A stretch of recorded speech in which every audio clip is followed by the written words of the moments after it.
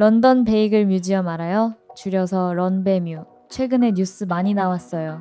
직원들 갈아놓고 노동법 위반하고 열정페이 강요하고 사람들이 엄청 분노했어요. 공분이 일었어요.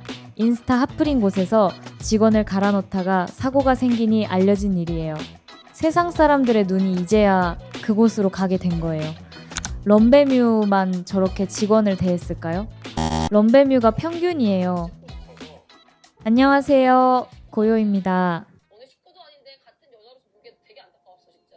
매년 고용법을 어기고 직원을 갈아넣는 고용주 이야기는 뉴스에 끊임없이 나와요. 반면 복지가 좋거나 고용법을 다 지키고 근로자처럼 대해주는 곳은 대대적으로 방송을 타요.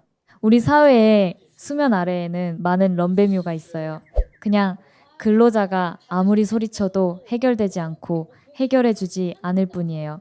저는 런베뮤보다 더 유명한 대기업 프랜차이즈에서 근무를 했었어요. 전 세계적인 프랜차이즈예요. 계약서에 적힌 퇴근 시간이 다가오면 카드를 가져가서 매니저가 대신 센싱을 해버려요. 그러고선 최대 5시간 연장 근무를 했어요. 물론 무급으로. 본사에는 이미 퇴근 기록이 찍혔지만 새벽까지 일을 시키는 거예요. 너무 당연하게 일을 시켰어요. 전 세계적인 브랜드고 전국에 깔린 프랜차이즈에서요.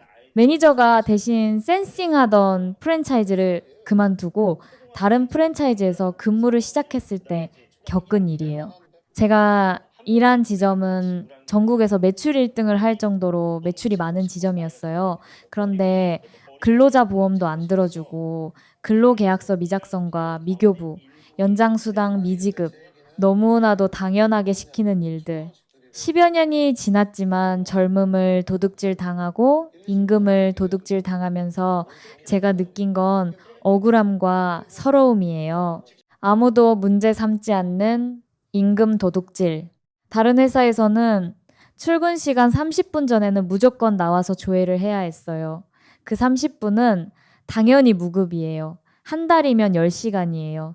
1년이면 120시간이에요. 무급으로 일한 120시간이에요. 이걸 문화라는 이름으로 포장했어요. 우리 회사 전통이에요. 다들 이렇게 해요. 그러니까 당연히 해야 해요. 근로자 보험도 없었어요. 사대보험도 안 들어줬어요. 아프면 온전히 본인 부담이에요. 일하다 다쳐도 산재 처리가 안 돼요. 하루 8시간, 주 5일, 월 2회 주말 출근이었어요. 주말에는 10시간 근무해요. 공휴일이 끼면 주말 출근 횟수가 늘어났어요. 이게 포괄임금제라는 이름으로 포장돼 있었어요.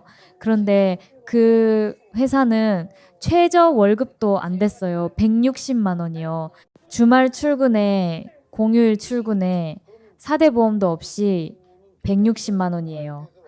인센티브 최대로 받아도 250만 원이에요. 그만둔 지 5년이 다 된 회사에서 저를 지독하게 욕하고 괴롭혔던 상사가 있어요. 정말 지독하게 몇 년간 괴롭혀서 일을 그만뒀어요. 그런데 매년 바쁜 시기마다 저한테 연락 와서 일을 도와달라고 해요. 너무 뻔뻔하지 않아요? 무슨 낯짝으로. 지랄하고 자빠졌네. 쓰레기들의 무례함에 젠틀하게 반응했어요. 괜히 그랬어요. 참는 사람이 있어야 돌아간다는 거예요. 직원들이 참지 않으면 이 구조는 유지가 안 돼요. 문제를 제기하고 노동청에 신고하고 법적으로 따지면 이 구조는 무너져요. 근데 대부분 참아요. 왜 참냐고요? 참는 게 미덕처럼 포장돼 있거든요. 사회생활이 그런 거야. 처음엔 다 힘들어. 참고 버티면 인정받아. 이런 말들이 참는 걸 정당화해요. 근데 실제로는 참는 사람이 그 구조를 유지시키는 거예요. 참아줌으로써 사업주한테 이 정도는 괜찮구나를 학습시키는 거예요. 그 학습이 반복되면 구조가 강화돼요. 참는 게 능사가 아니에요. 더 정확하게 말하면 무례함을 참아주는 사람이 그 무례함을 키우는 거예요. 저는 그걸 몸으로 배웠어요. 항상 모두에게 예의 있게 대했어요. 무례한 상사한테도요. 작업 거는 대표한테도요. 참고 웃고 넘겼어요. 그게 성숙한 거라고 생각했어요.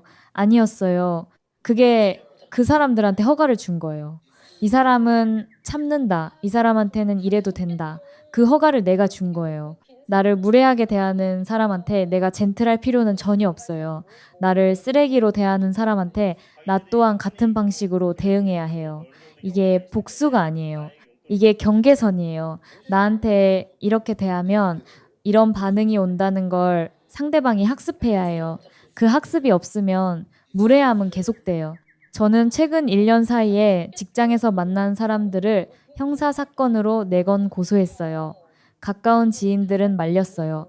그냥 봐줘. 그냥 넘어가. 피곤하게 왜 그래? 직장 생활이 다 그런 거야. 절대 아니에요. 그냥 넘어가면 그 사람은 다음 사람한테도 똑같이 해요. 내가 참아줌으로써 다음 피해자를 만드는 거예요.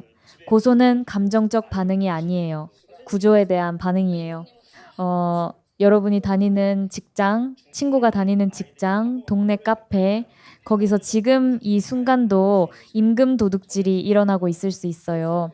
근로자 보험 없이 일하는 사람이 있을 수 있어요. 근로자 계약서조차 작성하지 않고 일을 시키는 고용주가 있을 수 있어요. 단지 알려지지 않았을 뿐. 럼베뮤는 특별한 곳이 아니에요. 안 걸린 럼베뮤가 지금도 전국에서 돌아가고 있어요. 그리고 그 구조를 유지시키는 건 참는 사람들이에요. 참는 게 미덕이 아니에요. 참는 게 공범이에요. 그리고 신고한 근로자 편에 확실하게 서지 않는 고용노동부의 전적인 책임이에요. 2024년 임금 체불액이 2조를 넘었어요.